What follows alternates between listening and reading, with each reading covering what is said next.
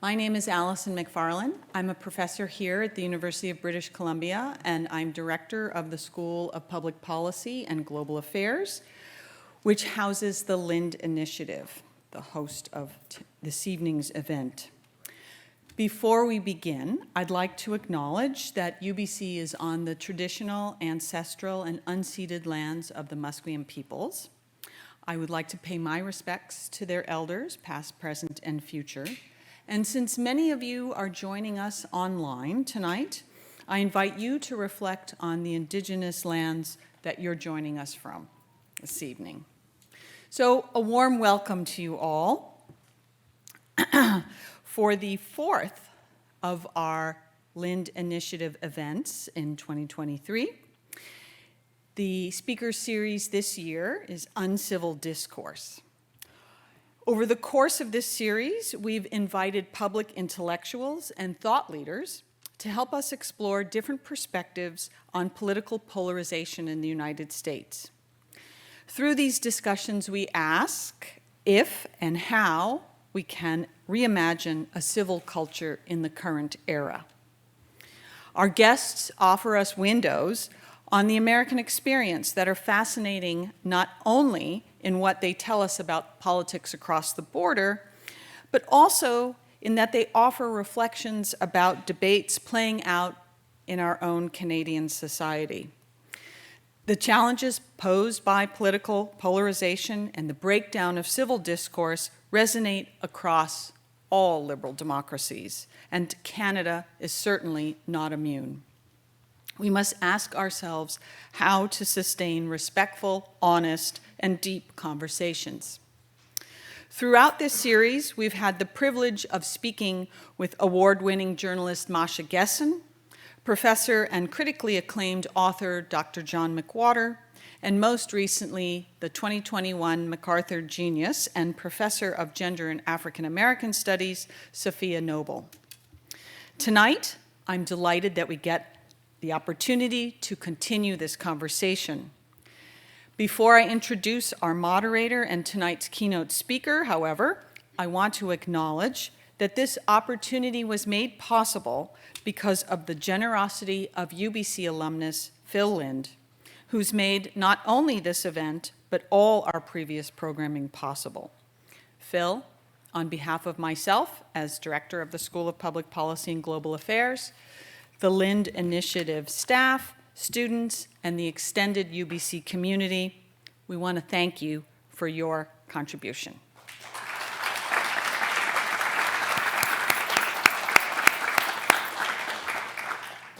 Okay, on a logistical note, please feel free to tweet along with tonight's event using the hashtag Lind23. You'll see it right there. We will be taking audience questions in the second half of this event through Slido. So simply go to slido.com with the code hashtag LindSlido, which is there. And feel free to submit your questions or to upvote a question you'd like to hear asked. But please, we don't take comments, okay? So, on to the event tonight. I'm delighted to be able to introduce our moderator for this evening, who you'll meet in a little while, Anna Maria Tremonti. One of Canada's most trusted journalists and well-known interviewers, she hosted The Current, CBC Radio's flagship morning current affairs show, for 17 years. Prior to that, she was co-host of CBC News's flagship investigative program, The Fifth Estate. She was also a political reporter in Ottawa and a foreign correspondent with postings in Berlin, London, Jerusalem, and Washington, D.C. Over her career, she's earned numerous awards here in Canada as well as internationally. And now, I have the immense pleasure of introducing the keynote speaker for tonight, Linda Greenhouse. Linda is currently a clinical lecturer in law. She's the Knight Distinguished Journalist in Residence and a senior research scholar in law at Yale University Law School, where she's taught since 2009. From 1978 to 2008, She was the Supreme Court correspondent for the New York Times, and she won a Pulitzer Prize for her work in 1998. She's currently the president of the American Philosophical Society, the country's oldest learned society, and she's the author of 6 books, including Becoming Justice Blackmun and the U.S. Supreme Court, A Very Short Introduction. Her latest book is Justice on the Brink, The Death of Ruth Bader Ginsburg, The Rise of Amy Coney Barrett. So I am thrilled to welcome Linda Greenhouse to UBC, and I'm now going to turn the spotlight over to her. Linda. Thank you. I'm really happy to be here. It's very refreshing for an American to come to Canada. When I was going through immigration at the airport, and the immigration officer said, what brings you to Canada? And I said, I'm giving a talk at UBC. And he said, he surprised me by saying, and what are you going to talk about? And I said, the US Supreme Court, and I didn't know whether he'd say, we don't want to hear it, we don't want that contagion, you know, we're sending you back. But he just said, have a good day. So as you know, the title of my talk is, Who Owns the Constitution? And I take my assignment today as twofold under the Phil Lind Initiative. One, to explain the current polarization in the United States from my particular silo, which is the Supreme Court, and to leave you with a little bit of hope that there may be a way forward, back to a sense of national community that is so painfully lacking. The first part of my assignment is a good deal easier than the second. So the fact of polarization is irrefutable, as you knew before the semester started, and as the earlier speakers in this series, I'm sure, have made clear. The country nearly tore itself apart over vaccine and mask mandates during the pandemic. The 2 houses of Congress are controlled by opposite parties, each with a knife-edge margin. Fully half the states have banned abortion or made access to abortion functionally impossible in the just 9 months since the Supreme Court's Dobbs decision overturned Roe against Wade, with the support of a bare five-justice majority. The election-denying Representative Marjorie Taylor Greene's suggestion a few weeks ago that since the country was divided between the red states and the blue states, the red states should just secede, perfectly captures, I think, the present moment and all of its weirdness. But you know all that. So my obligation is to offer a different angle on the present moment. I'll speak to you from my expertise, such as it is, on the US Supreme Court, which I've spent the last 45 years studying, writing, and teaching about. The court is both a cause and a symptom of the problem. Capturing the Supreme Court, which Donald Trump did with ruthless efficiency, is, after all, the greatest prize in American politics these days. Congressional majorities and occupants of the White House come and go at regular intervals, but an appointment to the Supreme Court is forever, thanks to the decision of the Constitution's framers to bestow life tenure on federal judges, even judges for courts that at the time of the Constitution had not yet been created. The Supreme Court is the only court, actually, that's mentioned in the Constitution. So how and why did the court become such a prize? The answer may seem intuitively obvious from today's perspective, but it really isn't. The court's role at the center of American politics would certainly have surprised the framers. Alexander Hamilton famously called the judiciary the weakest branch, having neither sword nor purse.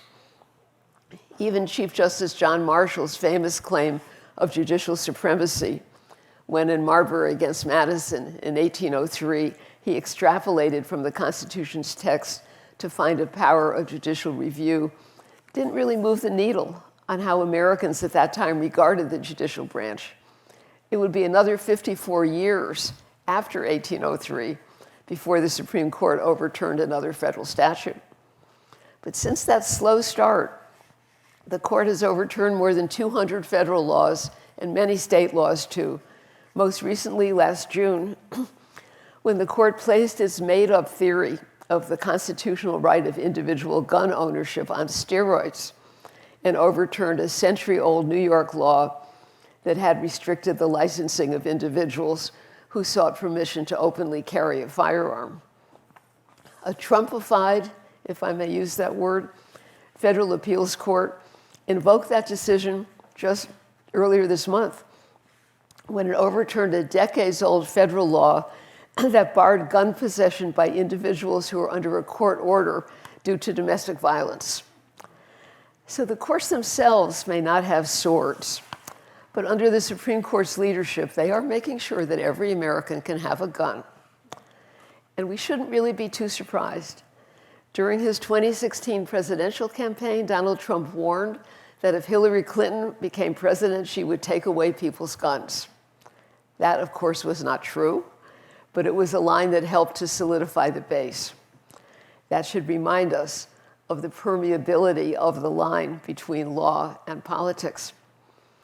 The judicial wars, as we know them, began in the 1960s following the Supreme Court's decision in Brown against Board of Education that ended the regime of official racial segregation. Brown didn't actually end segregation, of course.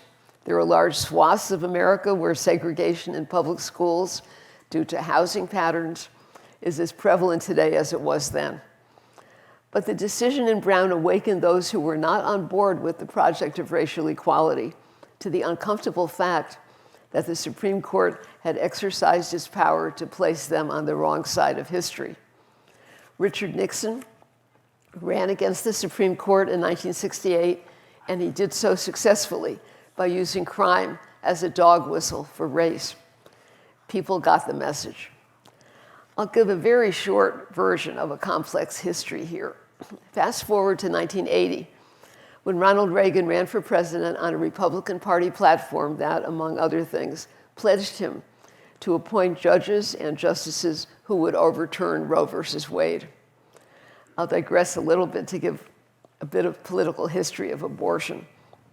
Many people have bought into the myth that when the Supreme Court interpreted the Constitution in 1973 to include a right to abortion, the country rose up in horrified backlash.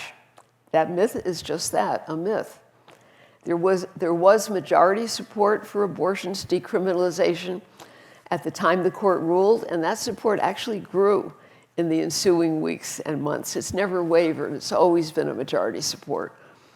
But what happened was that Republican strategists decided they could exploit the abortion issue to cultivate a new base of urban ethnic Catholic voters who had traditionally been Democrats. It took the Republicans about 10 years to achieve party realignment over abortion.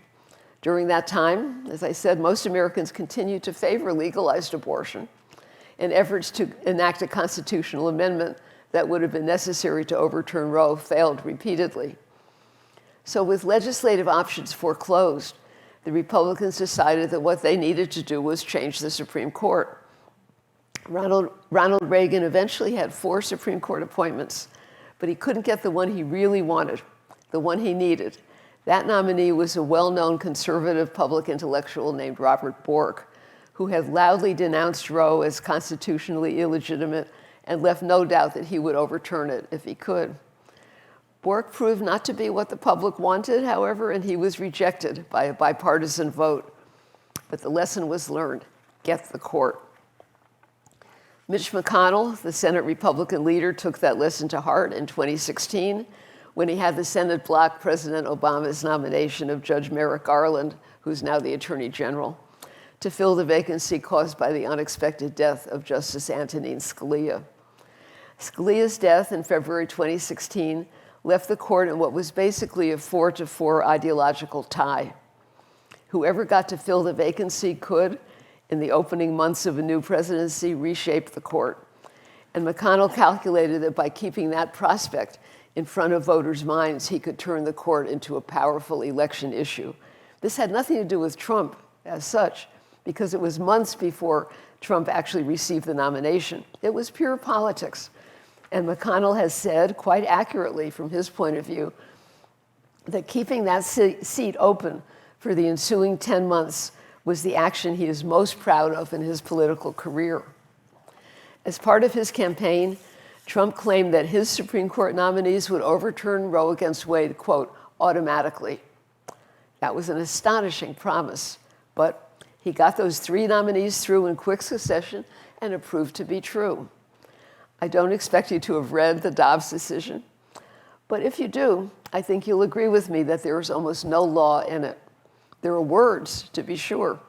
The majority opinion is 79 pages long, but there's no persuasive legal analysis to support the result that the Trump justices, along with the George W. Bush appointee Clarence Thomas, the George H.W. Bush appointee Clarence Thomas, and Samuel Alito by George W. Bush, the result they had been waiting for throughout their legal careers. Dobbs does sound, read, and feel automatic. So now the United States is engaged in a fascinating experiment in democratic legitimacy. To explain what I mean, let me offer quotations from 2 sitting Supreme Court justices. I'll first quote from the penultimate paragraph of Justice Alito's majority opinion in Dobbs. Quote, "We do not pretend to know how our political system or society will respond to today's decision overturning Roe and Casey, which was a subsequent decision." He wrote, quote, "And even if we could foresee what will happen, we would have no authority to let that knowledge influence our decision." I'll repeat that. We would have no authority to let that knowledge influence our decision. Well, you ponder that remarkable statement. I'll turn to Justice Elena Kagan. In her public appearances in the weeks following Dobbs, Justice Kagan, who was a dissenter in that case, made pointed statements warning about the looming threat to the court's legitimacy. Quote, "Judges create legitimacy problems for themselves," she said in a public appearance in New York, "when they stray into places where it looks like they're an extension of the political process or when they're imposing their own personal preferences." That's pretty sharp for a sitting justice. She didn't need to mention the word Dobbs, but more to the point is what she said at a judicial conference in Montana. Quote, "If over time the court loses all connection with the public and with public sentiment, that is a dangerous thing for democracy." A dangerous thing for democracy to lose all connection with the public and with public sentiment. Why? Didn't Justice Alito, speaking for 5 members of the court, just tell us that the court had no authority, none, to take public sentiment into account when interpreting the Constitution? The statements of those 2 justices cannot be reconciled, but they can be explained and evaluated. Each comes from a certain tradition. Justice Alito is suggesting that because law provides a single correct answer to any question, it's simply a matter of finding that answer, and any reference outside law itself is not only irrelevant, but seriously wrong.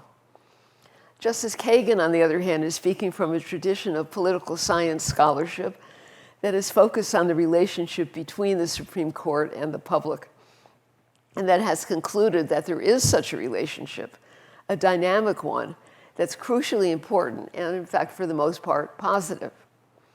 To cite one leading example, a political scientist named Robert Dahl wrote a classic and often quoted article back in 1957 calling the Supreme Court our national policymaker. He described the court as, quote, "an essential part of the political leadership whose main task is to confer legitimacy on the fundamental policies of the successful coalition," unquote. Dahl emphasized that he meant conferring legitimacy not simply on the particular parochial policies of the dominant political alliance, but upon the basic patterns of behavior required for the operation of a democracy. Those are his words. Robert Dahl died 9 years ago at the age of 99. I wonder what he would think of a court captured by a president who received a minority of the popular vote and whose 3 Supreme Court nominees were confirmed by the barest majorities, with those senators in the majority representing millions fewer people than those who voted no. As you know, each state gets 2 senators, and that really skews the Senate in a conservative little red state direction. And I wonder what Dahl would think of a court that projected the personal agenda of a bare majority of its members onto the pages of the US Constitution. At this point, you might be asking yourselves, what about Roe against Wade itself? Didn't the court do the same thing back then? So I'll just mention that Roe was decided by a 7-2 bipartisan majority that included 3 of Richard Nixon's 4 appointees, including the very conservative Chief Justice Warren Burger. Every justice in the Dobbs majority, on the other hand, was appointed by a Republican president, every one of them raised in the Catholic Church. Alito's statement in his opinion that the court had no way of knowing how the public would react was disingenuous in the extreme.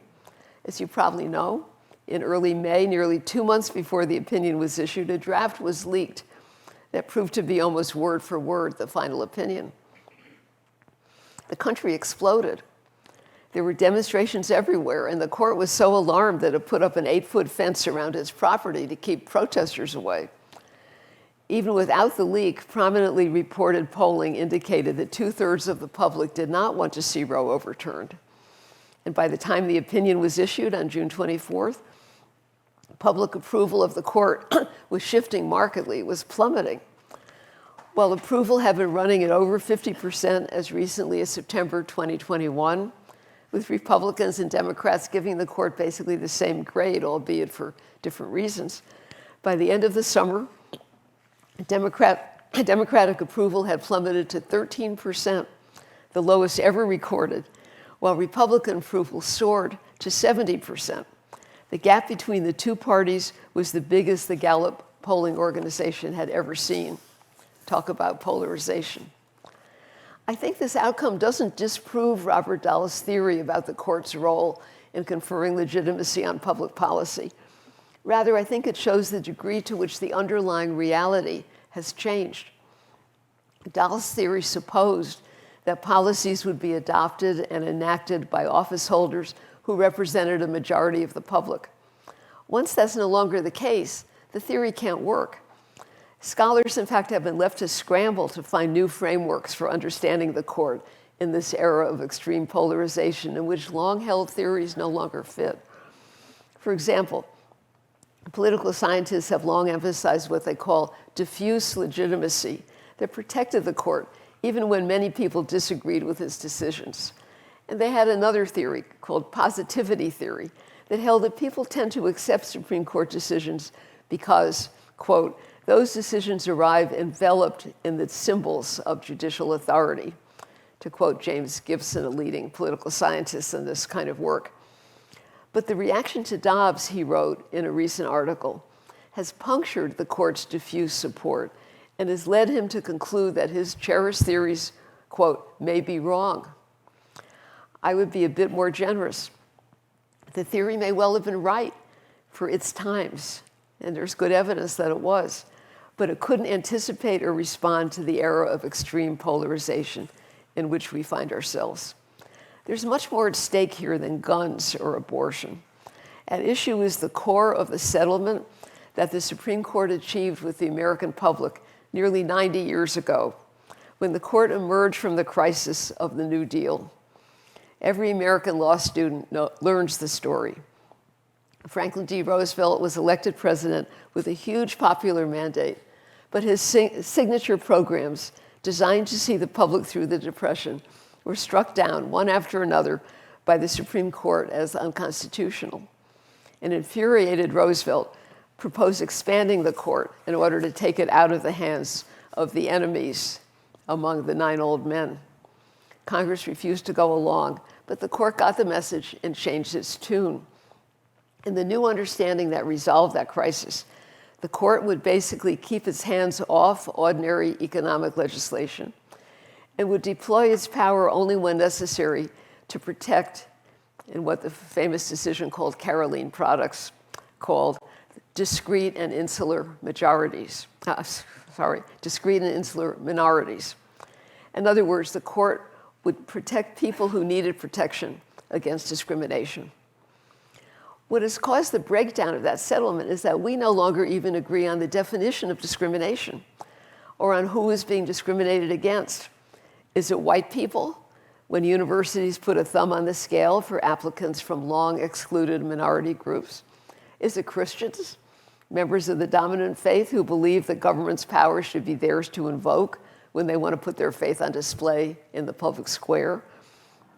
The Caroline Products paradigm presupposed general agreement on which people and which claims deserve the court's attention and protection. When that agreement breaks down, Caroline Products can no longer guide the court.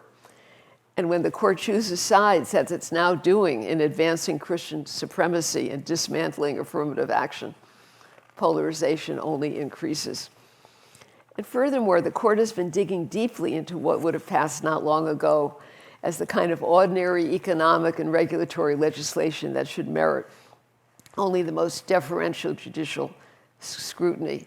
Within the past few years, the court has come up with something it calls the major questions doctrine, under which an administrative action that deals with a major question will be invalidated unless Congress has explicitly approved it. But what's a major question?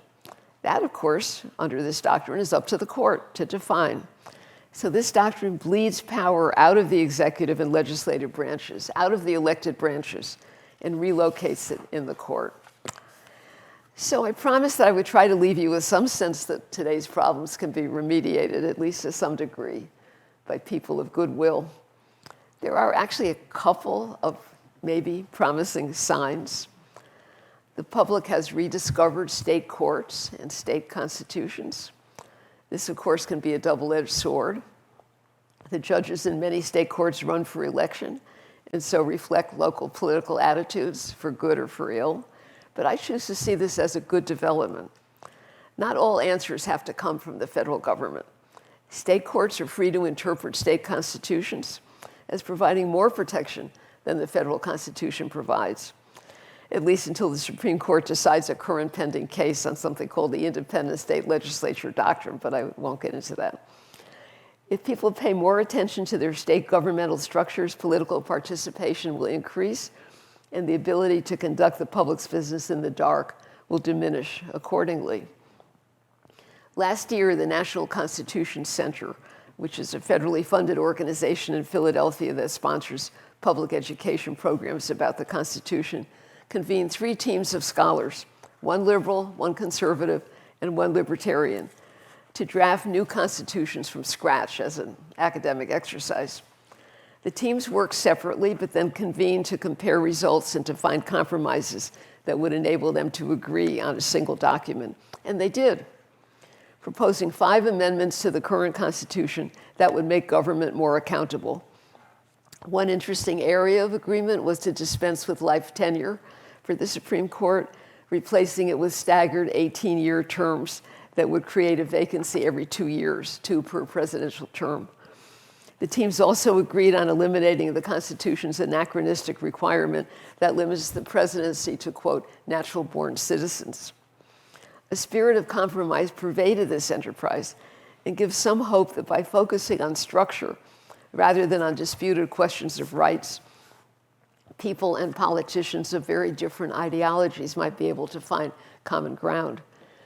The Dobbs decision has also, perhaps surprisingly, opened up a conversation about what government can and should do to protect not only fetuses, but babies who are born and the families who raise them. A few months ago, Congress passed a bill called the Pregnant Workers Fairness Act that provides anti-discrimination protection for pregnant women in the workplace. This important bill had been pending for years with nothing happening. It was passed by a coalition of pro-choice and pro-life legislators, reflecting a new awareness, I think, on the anti-abortion side, that their victory in court gives them an obligation to work for policies that actually support families. It's no coincidence that Mississippi, the state whose anti-abortion policy led to the Dobbs decision, is the most dangerous state to have a baby and is the least supportive of education and healthy child rearing. Late last year, a group of leading pro-life scholars and advocates published what they called a pro-family statement of principles. These included paid parental leave, more attention to making having children more affordable, and developing labor policies that create more flexibility for parents. The statement said, quote, "Threats that leave too many families adrift and too many children at risk require an approach to politics that is proactive and responsive," unquote. I'm not naive enough to think that the path to some sort of reconciliation is now clear. A cynic might well conclude that the right to life movement, having captured the Supreme Court, realizes that it can make real progress only if it captures the American hearts and minds, willing to follow it to its ultimate goal, which is banning abortion nationwide by having the court reinterpret the Constitution as recognizing fetal personhood. Which brings me back to the deliberately ambiguous and perhaps provocative title of my talk, Who Owns the U.S. Constitution? Nearly 40 years ago, on the occasion of the Constitution's bicentennial, the distinguished political philosopher Hannah Fenishel Pitkin published a short essay entitled The Idea of a Constitution. She pointed out that the word constitution is typically used in two different ways. The first is a sense of composition or fundamental makeup. We speak of the constituent parts of an object, something fundamental about a person's character, someone's constitution. This use of constitution, she said, quote, "suggests a characteristic way of life, the national character of a people. And in this sense, she said, our constitution is less something we have than something we are, living together in a shared community. A constitution is an exercise in a community's self-definition." And then there's a second meaning, at least a suggestion, as we move from noun to verb. We constitute something, we make something, we launch it, we innovate. Constitutions don't just fall out of the sky, she observed. We make them, shape them, reshape them through collective action, with emphasis on action. This sense of a constitution, Pitkin wrote, is activating and empowering, calling us to our powers as co-founders and to our responsibilities.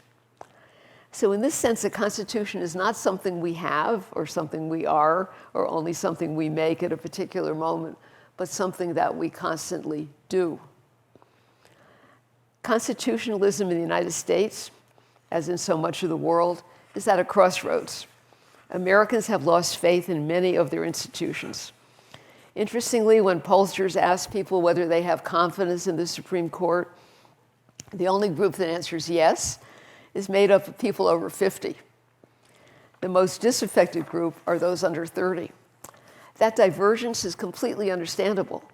Older Americans have a certain nostalgia for the Supreme Court that once was rights-affirming, equality-insisting. They remember that court. Younger people have seen only political retrenchment and agenda setting. Younger scholars are even questioning whether the institution of judicial review has outlived its usefulness. Why do we need 9 life-tenured, unelected judges to tell us what the Constitution means? That this question comes from both the left and the right may be something to cheer about. Perhaps there is a real point of convergence, arising from the ashes of the Trump years and the shock of a Supreme Court willing to overplay its hand in service of an agenda. More and more Americans are willing to take democracy in their own hands and answer to the question, who owns the Constitution? Answering, we do. Thank you very much.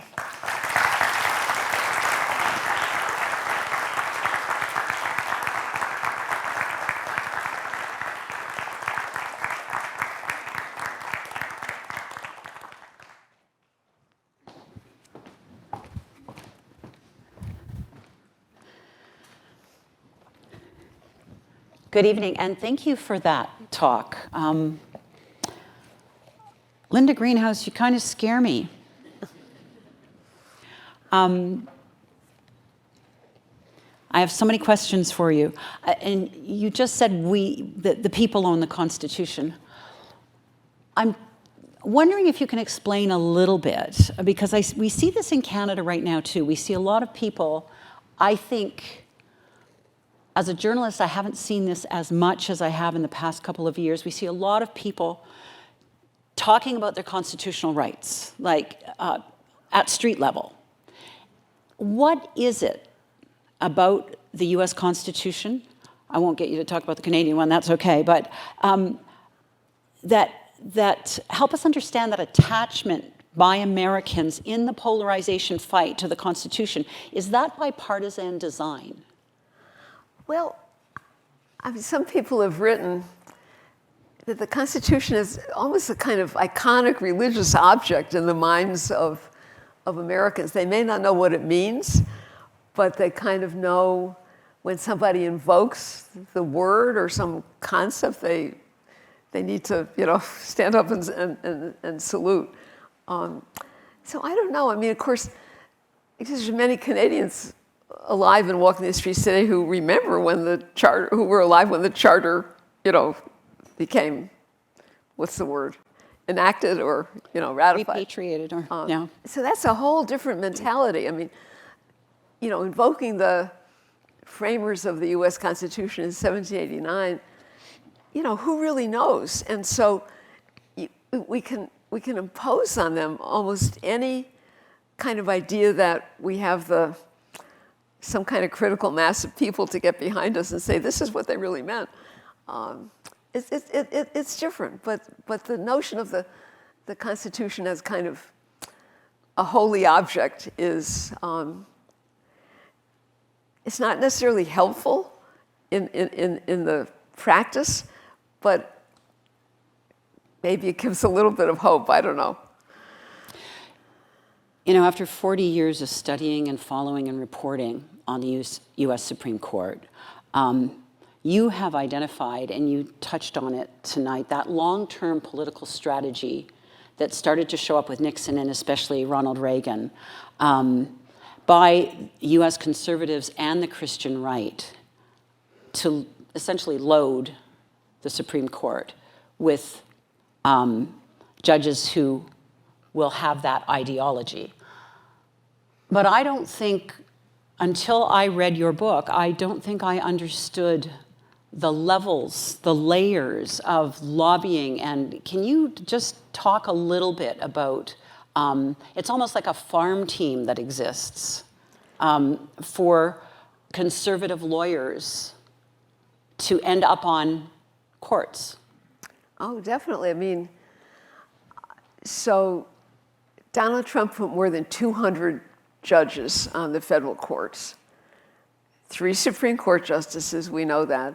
200. And the Supreme Court only agrees to hear 1% of all the cases that come to it. The Supreme Court only decides about 60 or 65 cases a year out of 6,000 petitions. So most of the decisions that come out of the judicial system remain in the lower court, so it really matters who those judges are, number one. Number two, I think what you're asking also is, what is the pipeline that feeds this? And back in the time of Ronald Reagan, which was a real watershed, a real turning point in American political history, group of young, actually they were law students at the time, but quickly latched onto some major foundation money, created this organization called the Federalist Society. And it was originally meant to, well, it still is meant to cultivate, to grow the next generation of conservative law students who would become the conservative lawyers, who would become the conservative judges, who would own the courts. And, that's 2 generations ago, you might say, however you count generations. And it's been wildly successful. So one of the things that Donald Trump did when he was a candidate, he said, I will only appoint judges who have the Federalist Society approval. That's astonishing. I mean, that's giving up the kind of ability of a president to make choices. But he wasn't true to all that many things, but he was true to that promise. And the Federalist Society would hand up lists, and they would just, they would vet these people. And during the years that the Republicans controlled the Senate, just to go right on through. And they would take them from, conservative social movement organizations. The judge, now there's a district judge, the trial court level judge in Texas, his name is Kaczmarek, who has in his hands a crazy lawsuit that people claim would have the right to cause the federal government to withdraw its approval of the abortion pills. I don't actually think that's true. I don't think he has that power, but that's the claim. Well, he got on the federal court because he had worked for one of these organizations that was devoted to anti-LGBT, anti-abortion advocacy. That was his credential. And now he has life tenure on this federal court in Nowheresville, Texas, where he's the only judge in the district. And so when people want to bring a social movement case, they can, as this group did, they can incorporate in his judicial district and be guaranteed to get him. This is nuts. This is nuts, but it's the kind of logical outgrowth of what you picked up in the book, which was the intentionality of how this structure has been created.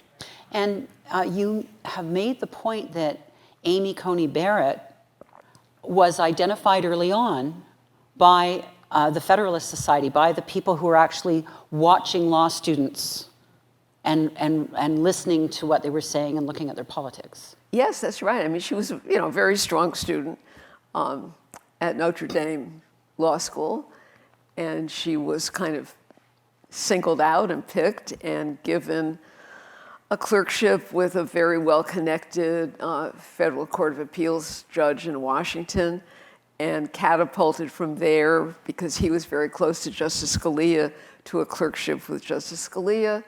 And from there, she got a conservative-funded fellowship year where she could spend a year writing an academic article that could give her the proper credential for getting a law school position, which she then did. And there you have it.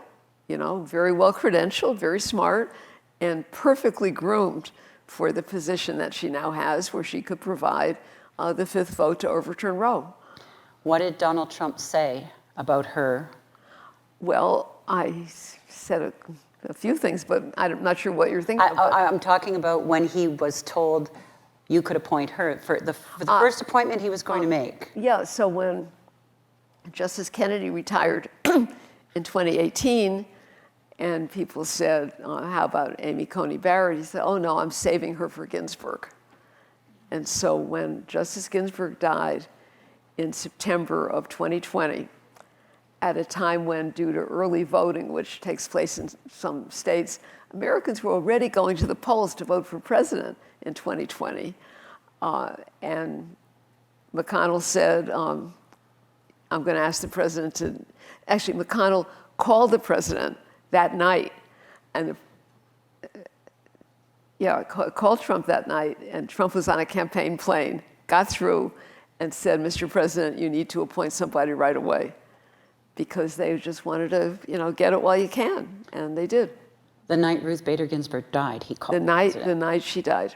Yeah, didn't waste any time. So she was lying in state on the Friday, and they announced that weekend, did they not? He announced that weekend? I think so. I think the Rose Garden ceremony, she hadn't been buried yet. I mean, she was still lying in her coffin in the Capitol building.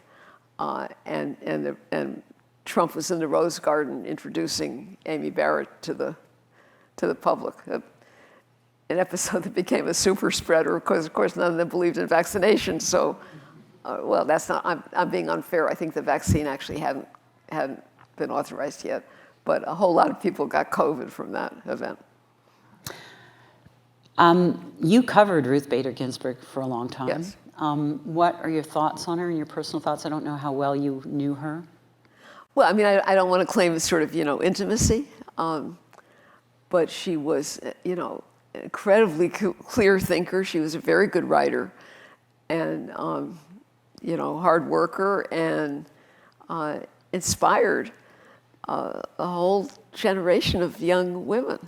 That this tiny person, barely 5 feet tall and barely, even when she was healthy, maybe 95 pounds, could just dig in there and make the law that she made. I mean, I'll just say for context, in case people don't know. So when she was in practice as a women's rights lawyer for the American Civil Liberties Union in the 1970s, at that time, the equal protection guarantee of the Constitution had never been interpreted to have anything to do with women, to do with sex. Equal protection was not a concept in the context of sexual equality. Even the famously liberal Warren Court never said a word, and she basically guided the court as an advocate in creating a jurisprudence of women's rights. That's her legacy. She made them see that the time had come to harness the Constitution and expand the definition of equality, and that's what she stands for. There were calls for her to resign, to make way, to have a seat for Obama to choose a Supreme Court justice early in the Obama years. Do you have a personal opinion on whether she should have? I do. I respect and I agree with her decision to keep working. I think she felt, and I agree with this, we never discussed it, but that the calls for her to, Ruth, take a bullet for your country, leave the job that you love and that you're pretty darn good at, and resign so that you can be replaced. I think she regarded that as sexist. And I think it was sexist, actually. And, I think, the fact that she died in September 2020, very unfortunate.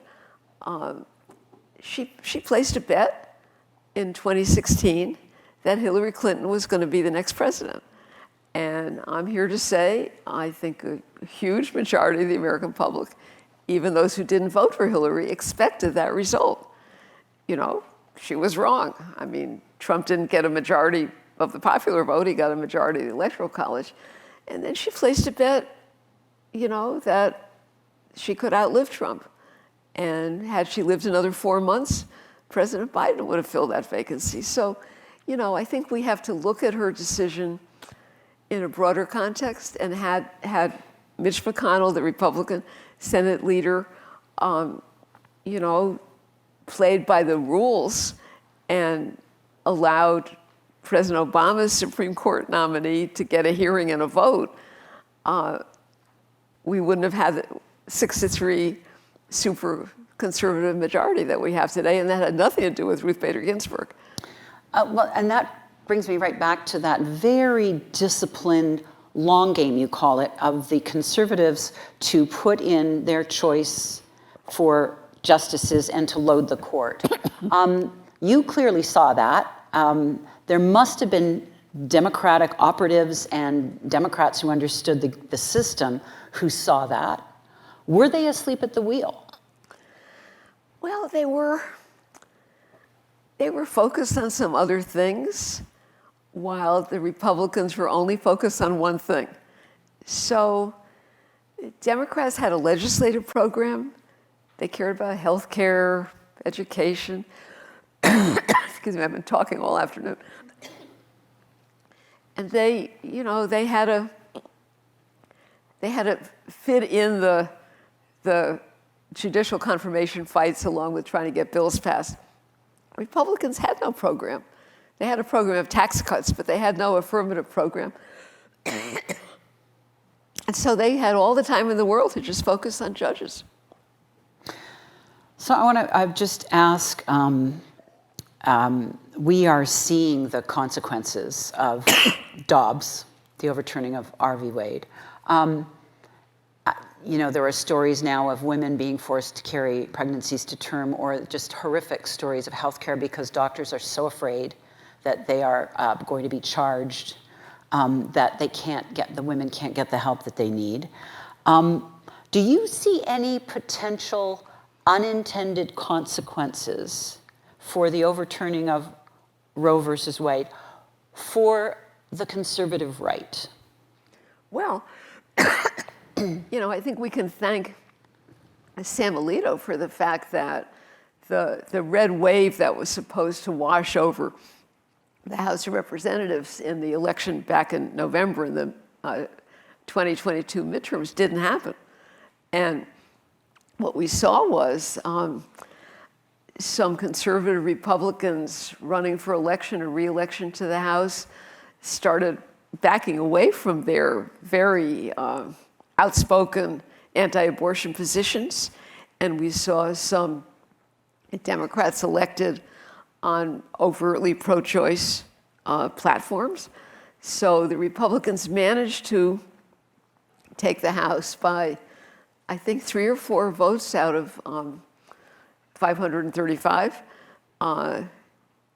Democrats couldn't quite, push it over the goal line, but I think that was, I'm sure, a wake-up call for the anti-abortion side that if people have a choice, that side is in trouble to the extent that, so some states in the US, not all states, but some states have a referendum and initiative process so that people can sign a petition and get a referendum going on a legislative proposal that bypasses the legislature. So they're trying to organize this in Mississippi. And the legislature in Mississippi is so upset at the prospect that such a referendum could overturn the law that the court upheld in Dobbs, that there's a bill in the Mississippi legislature now to remove the subject of abortion from the longstanding initiative and referendum process, which I think is part of the Mississippi Constitution, because they don't want to let the people have a voice. So, the one good thing that could come out of Dobbs is people waking up to say, we do still have a vote and we do still have a voice, and we're going to use it because now we realize that we lost it by being asleep at the wheel. And could that extend back to the Supreme Court in the sense, do you foresee, or is it possible that at some point the Supreme Court would have to revisit that issue and it could overturn the overturning? It could overturn Dobbs, or is that possible? I think maybe not in our remaining lifetime, you and me. Maybe there's some really young people out there. But I think, so Dobbs announces in a very self-satisfied way, we're finished with abortion, over to the states, you'll never hear from us again. That cannot be right, because what the court said in Dobbs is, okay, instead of subjecting abortion restrictions to what's known in the constitutional dialogue as strict judicial scrutiny, in other words, where judges really have to pay attention, we're just relegating it to rational basis. As long as something's rational, we're going to uphold it. Well, as you suggest, what's going on now is not rational.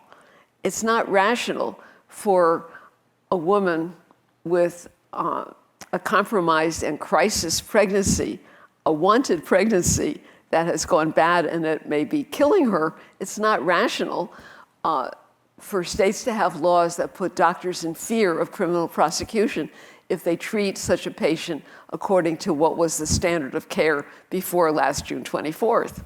It's not rational. And so a lawsuit has been filed in Texas by a group of women who say, this happened to us and this could happen again. And we're challenging the Texas law that is written in such a way that we couldn't get treated. We couldn't get medical care that we desperately needed for a pregnancy that we wanted to be able to carry to term. So we may be seeing things in the court. But will the justices wake up one morning and say, Dobbs was just a terrible mistake, and we take it all back, never mind? I don't see that. I just don't see it. The other thing I learned from you was that the justices, and it's right now the conservative justices, I don't know if the more liberal justices have done this, but they actually kind of put out a call for cases at like, well, if we could look at another case like this or something, like they actually put out a call to suggest they want these lobby groups to bring something forward. Yeah, this is something kind of new. The court's public stance is, we're a passive institution, we don't play politics, we just sit here and people bring us their problems, and our duty is to resolve those problems according to the law. What's been going on for some years now is that a couple of justices, specifically Justice Alito and Justice Clarence Thomas, will, so for instance, the court will decide not to hear a particular case on a particular issue. And usually that just passes by. They will write a little page or two saying, we're really interested in this issue. We couldn't vote to take this one because it was procedurally flawed, it wasn't presented right, it had this problem or that problem, it was a bad vehicle. Bring us a better case, and we're here for you. And that happened in the abortion issue, that has happened big time in the labor issue, in speech issues, in religion issues. I keep a whole folder of these little statements, and you can also find them. The court, by the way, if anyone's interested in the court, has a very good website, supremecourt.gov, and you can find all these little statements in there. And so, it gives the lie to what the court wants us to think it is. So we're just here. And instead, it's really out there, active in fomenting litigation so that it can decide what it wants to decide. Could they then go after same-sex marriage? Say again? Could they then go after same-sex marriage? Well, Thomas, in his concurring opinion in Dobbs, said, oh yeah, we've overturned abortion, we're not finished. We have a whole bunch of things we can overturn, like same-sex marriage. I don't see 5 votes for that. Of course, I've been wrong before. What I think is a more likely outcome is they were going to give people who oppose same-sex marriage a whole lot of workarounds so that somebody can claim a religious reason, not to bake the cake for the wedding, not to arrange the flowers for the reception. There's a case at the court right now that the court has already heard, awaiting decision, by a, quote, Christian web designer. I can't possibly design a wedding website for a same-sex marriage, and I have a religious right to violate the state law. It's the state of Colorado, the state law that says that when it comes to business dealings, we protect all people, including LGBT people, against discrimination. So there's going to be that kind of pressure.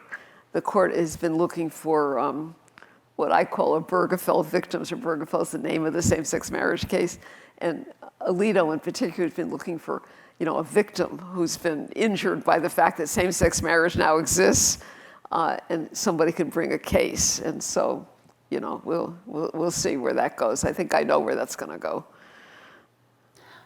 You say victim, and there's a language that exists now, and we see this in Canada as well. It's the victim, the use of victimization in order to go after the real victims. How do you see that? What do you make of that? Well, as I said in the talk, once there's no longer a societal agreement on who's a victim and what counts as discrimination, that's a real challenge, because the notion that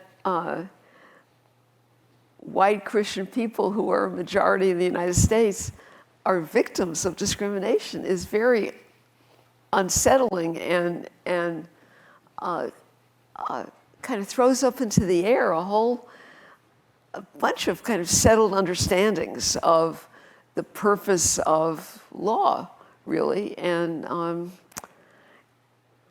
it's something that hasn't gotten enough attention, I think, in the way people look at legal and political trends in the country, but it's something very concerning, I think. Were you surprised at the decision on Roe v. Wade, on the Dobbs decision? No, I think the fix was in. Once Amy Barrett was appointed to the court, and then once the court agreed to hear the Mississippi case, because the court doesn't, as I said earlier, the court has complete control over what it chooses to decide, and had turned down a whole bunch of abortion cases for years because the votes weren't there. So why take a case if you couldn't bring it home? So once Justice Barrett shows up, and she is the fifth vote, and at the time that she came on the court in November of 2020, the Mississippi case was pending, had been scheduled to be looked at by the court when Justice Ginsburg died, and they put it over and started looking at it after Amy Barrett came on the court, and there it was. What was that leak about? Sorry? What was that leak about? The leak came out leak in May? Was it May? Yeah. Well, the court says it gave a big investigation and came up empty-handed as to who leaked it. So I don't know. My theory is that it came from the right, not the left. Came from the right because the draft that was leaked showed that Justice Brett Kavanaugh was on board with Alito as a fifth vote. There was a rumor that Chief Justice Roberts, who was not on board with Alito, was trying to peel Kavanaugh away. So what do you do to make sure Kavanaugh doesn't flip? Is to leak the original draft, because it would be very embarrassing for it to be known that he was once on this side and then he left and deprived Alito of the 5 votes that he needed. So I think that was the motivation. But who did it and how it happened, I have no idea. So I'm just wondering, where do you think? Yeah, you've raised the issue of the lack of belief in the judicial system that generations coming up are now looking at. So I'm wondering what this combined 40 years and the overturning of this and the politics that we see playing out in the Supreme Court, what does that mean to democracy in the United States? Well, it could mean one of two things, or it could mean both things at once. I mean, on the scary side, we have a court that, as we've discussed, was reshaped by a president that didn't have majority support by the public, and enabled by a Senate that a group of senators that didn't have majority support in the public, making these kinds of decisions, taking these decisions out of politics. On the good side, the fact that I think young people are no longer assuming, like our generation did, that at the end of the day the court's going to save us. That was actually always a mirage, but it seemed to work for a time. Means that they will turn their energies to democratic electoral, small d, democratic electoral politics, and work in politics, and not sit on their hands and think the court's going to solve every problem. And I think that's got to be a good thing for democracy.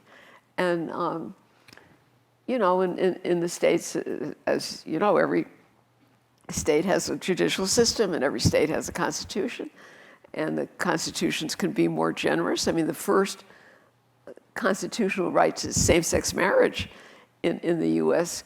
came not from a federal court, but from the Supreme Court of Massachusetts interpreting the Massachusetts Constitution. And that kind of set a marker that really set things in motion, actually.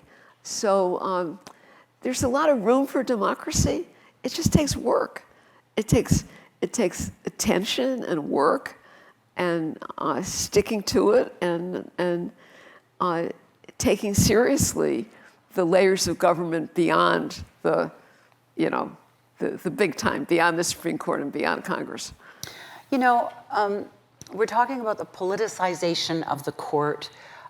There was always a phrase, activist judges, that the conservative Prime Minister Stephen Harper in Canada used to talk about activist judges. So what about those people who say judges were activists on the left, they were political ideologues on the left before? This is no different.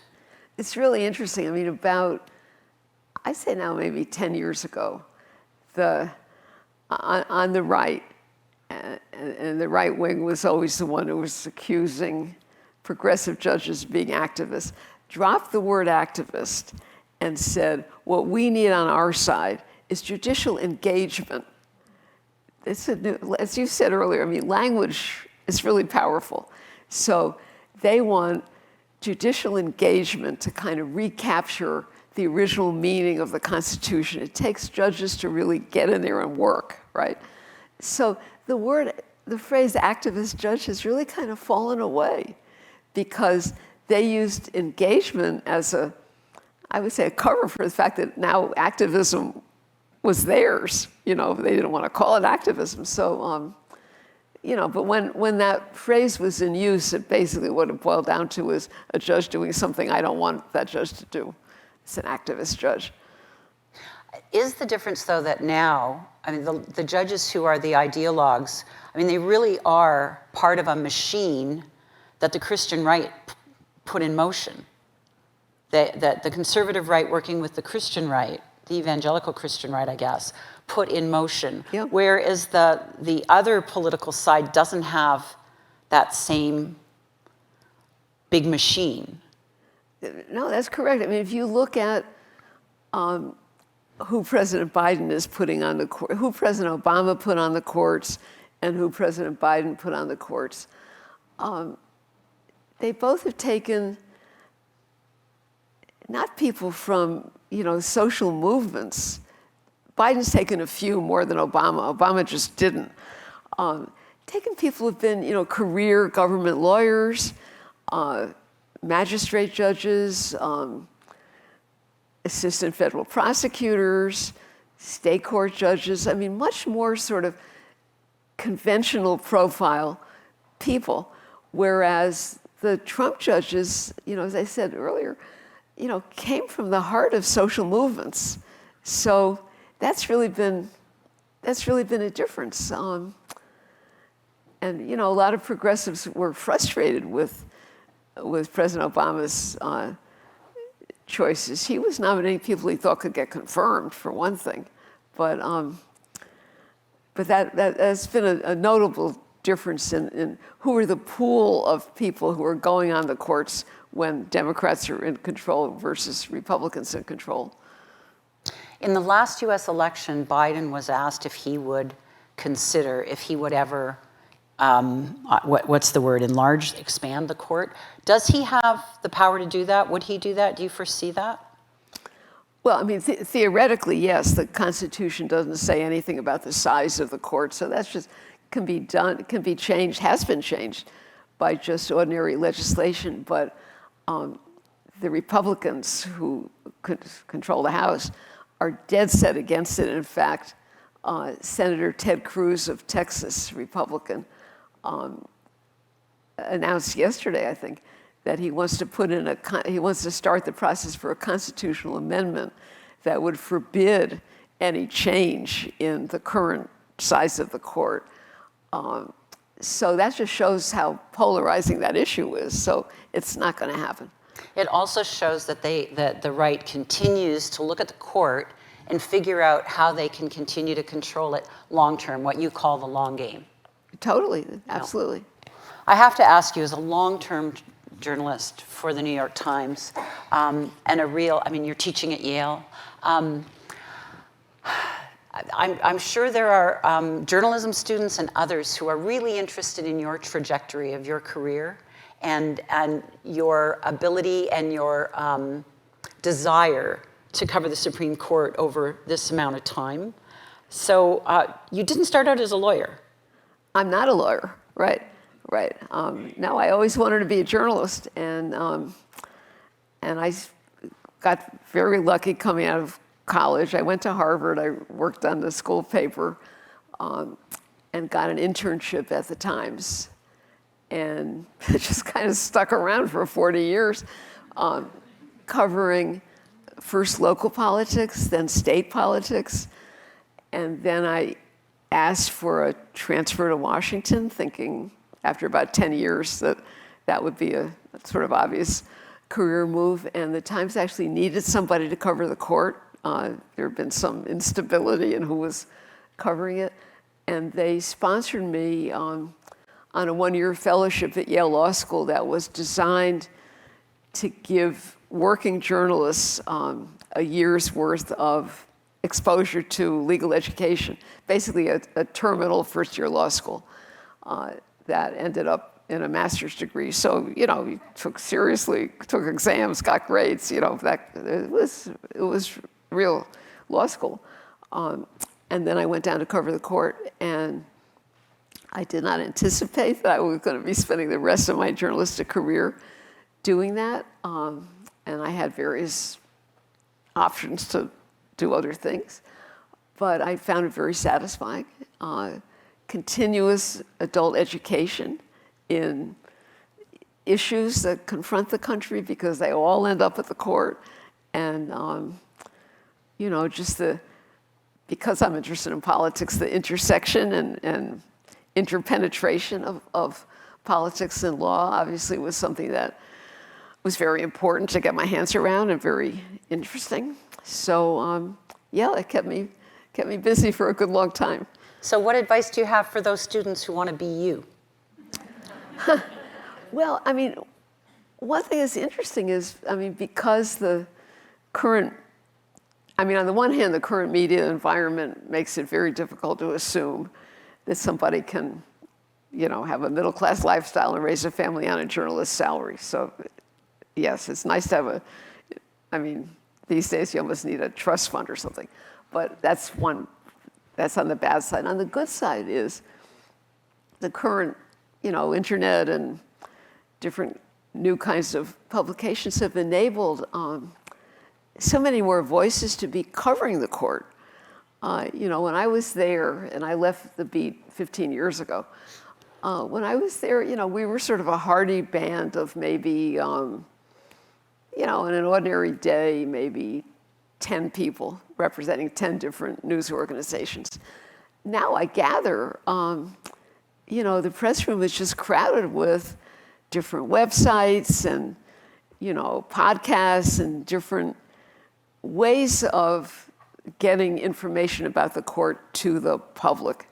Now, again, I'm not sure who makes a living at this, so I don't want to be Pollyanna-ish about it, but if somebody, really wants to stick their toe in that water and hope something sustainable comes of it, there's a lot more opportunities to do that now than there were when I started. Okay. I'm going to go to some questions here from people here in the audience. This comes from someone who's anonymous. Why are some countries' Supreme Courts very political, partisan, US, Israel, and others not so much, Canada, UK, Australia? I don't know if Israel's judiciary was always partisan, actually. I don't, but well, that's it a complicated story. It's happening now, I guess. Yeah. Or the attempt to make it partisan is happening now. Well, I can't presume to be an expert on all these countries, so it's kind of above my pay grade. But, Israel's a very interesting example because it had a court led by a very famous Chief Justice, Aharon Barak, and the court was decidedly more liberal than a growing chunk of the Israeli public. And so that was a pressure point that Netanyahu could exploit as part of his staying in power. And it's tragic. I mean, I won't say more because it would be very presumptuous of me, but the political culture of every country is different, and it's certainly the case that the U.S. Supreme Court and the Israeli Supreme Court have exercised a huge amount of power.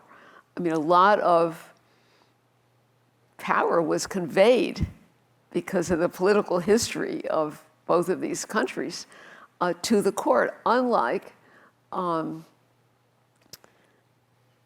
was going to say France. I mean, not that France is currently in turmoil right now, but not because of the court,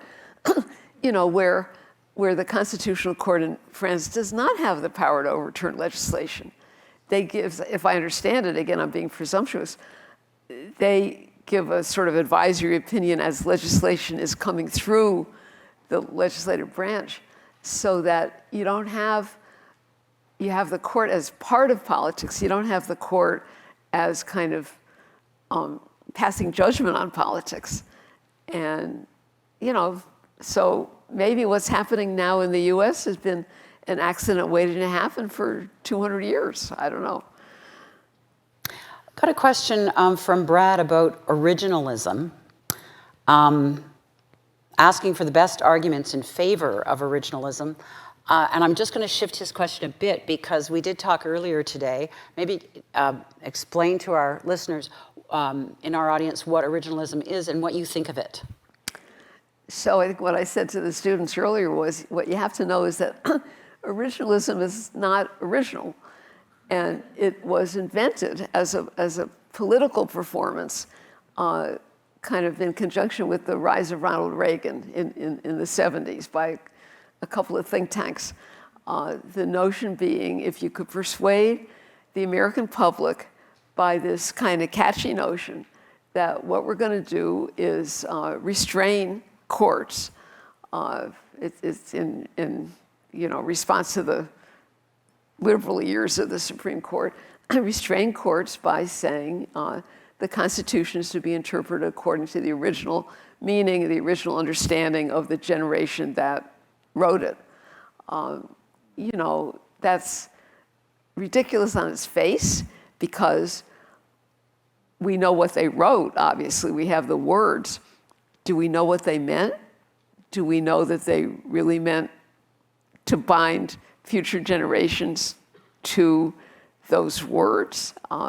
No, I mean, even Justice Scalia, who claimed to be an originalist, when he came to a case, it was a case called Kylo, K-Y-L-L-O, where the police were using a heat-seeking device that could penetrate somebody's attic that was emitting a lot of heat because they were growing marijuana.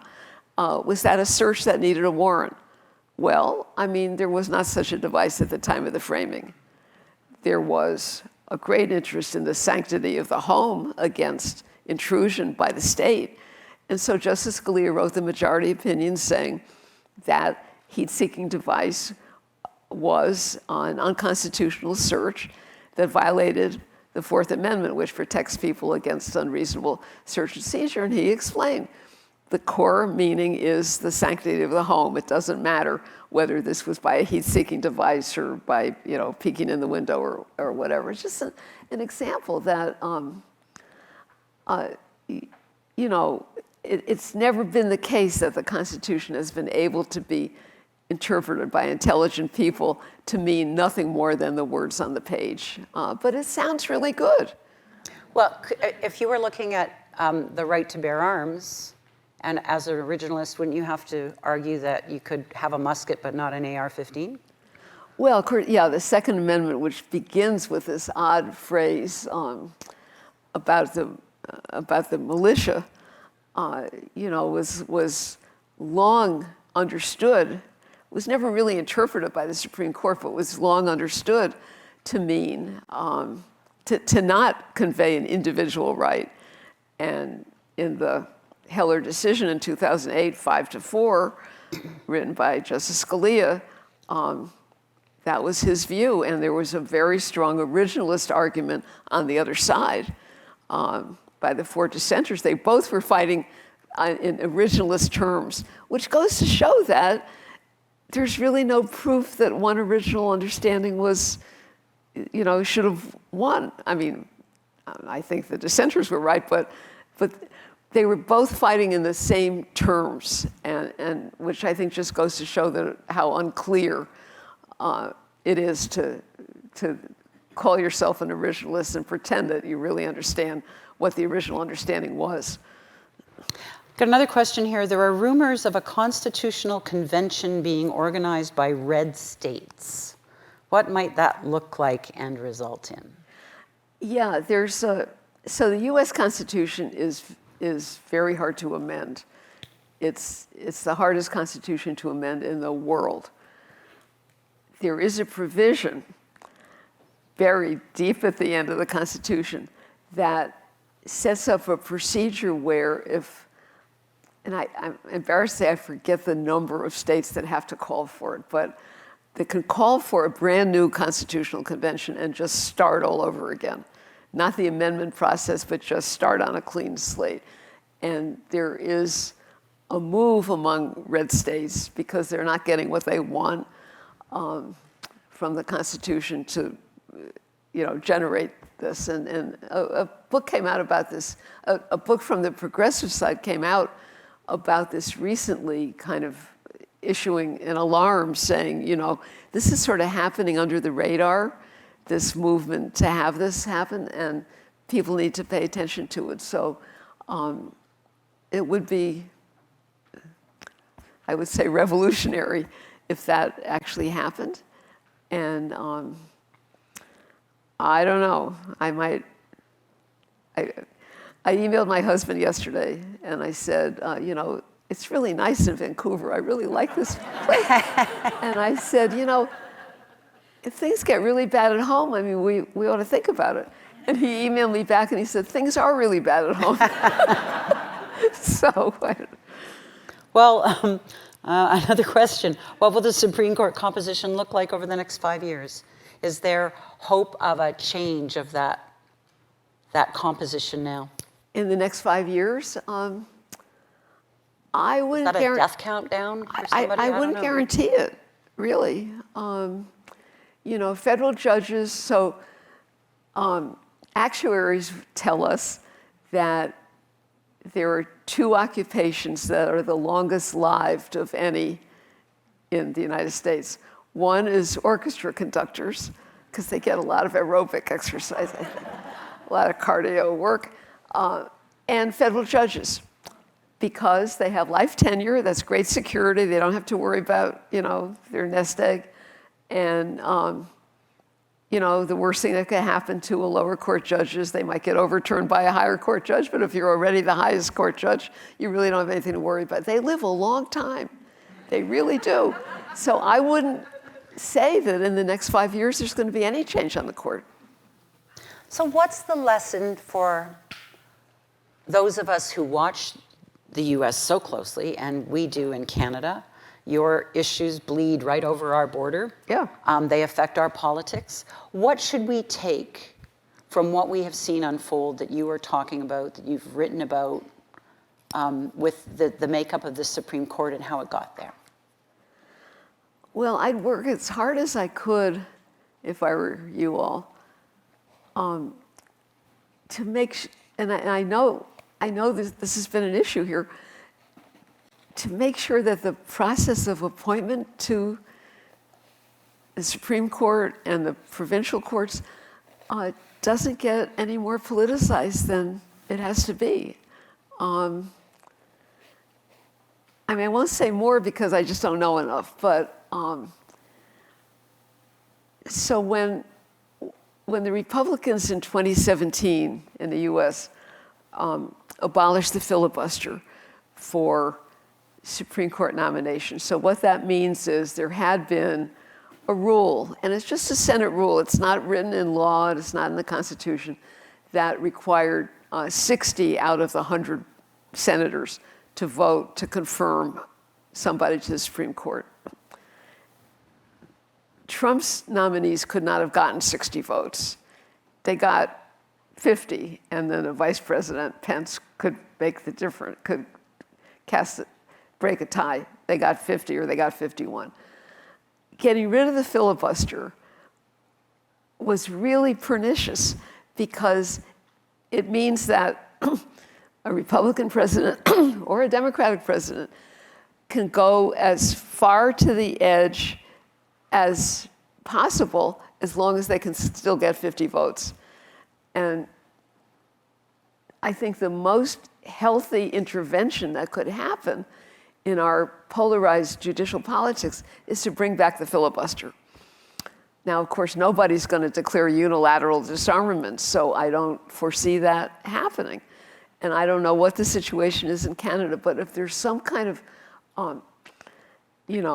like surge protector that can be plugged in to preserve the courts from an overly politicized appointment process, that I think would be really very salutary. And what you're really saying as well, I think, is it's in the detail. It has always been in the detail, and we need to pay attention to the detail, journalistically and in our society, because the detail is where things change and where the larger things occur. Thank you. That's a very good point. And of course, the politicians that are in charge of this, they know the details. The details and we get bored by it. Lifeblood. It's not important, yeah. But, the public doesn't. I mean, what I just described about the filibuster, I don't think, 9 Americans out of 10 would ever had that thought, but once you say it, I think it's kind of obvious. So we have to stop now, but thank you so much. Linda Greenhouse, thank you for sharing your insights with us tonight. And, it's really, really nice to meet you and have you here. Thanks for letting me come.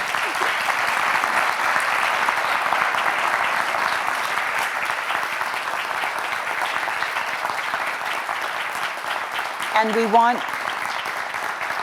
want to thank Phil Lynn for making this possible.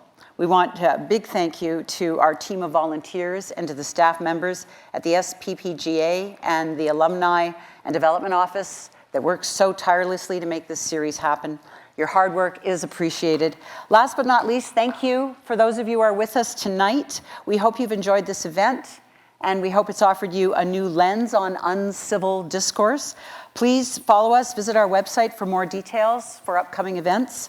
Thank you, everyone, and we look forward to seeing you all at the next event. It will be April 20th with critically acclaimed social psychologist Dr. Jonathan Haidt. Thank you.